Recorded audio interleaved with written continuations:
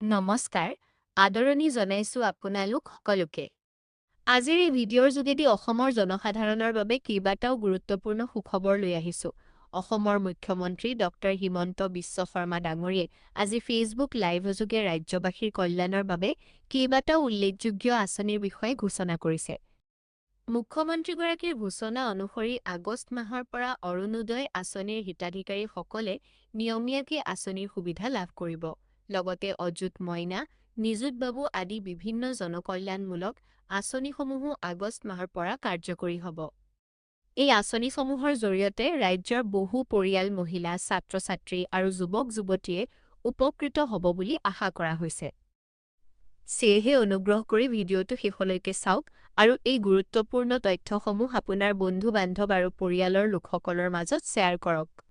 আগষ্ট মাহৰ প্ৰথম সপ্তাহৰ পৰাই মই চেষ্টা কৰিম 2 বা 3 আগষ্টৰ পৰাই আপোনালোকে অৰুণোদয় আঁচনি আগৰ দৰে লাভ কৰিব। আগষ্ট মাহৰ পৰা অৰুণোদয় আপোনালোকে মাহেকীয়া নিয়মিতভাৱে পাই থাকিব আৰু আপোনালোকে অলপো চিন্তা কৰিব নালাগে। সেই ধৰণে আমি যিটো কম দামত চেনি বা দাইল দি আছিলোঁ, সেই আঁচনিখনো আমি আগষ্ট মাহৰ পৰাই আৰম্ভ কৰিম। অৱশ্যে আমি ইয়াক অকণমান নতুন ৰূপত লৈ আহিম। সেই বিষয়ে আমাৰ পূৰ্ণাংগ বাজেটত আপোনালোকে শুনিবলৈ পাব।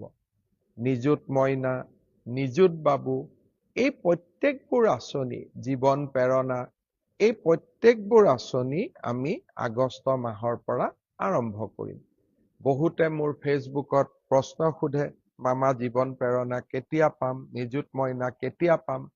আমি গোটেইবোৰ আঁচনি আগষ্ট মাহৰ পৰা আপোনালোকক দিয়া ব্যৱস্থা কৰিম আৰু তাৰ পিছত সমগ্ৰ সময়ছোৱাত আপোনালোকে এই আঁচনি নিৰবিচ্ছিন্নভাৱে পাই থাকিব।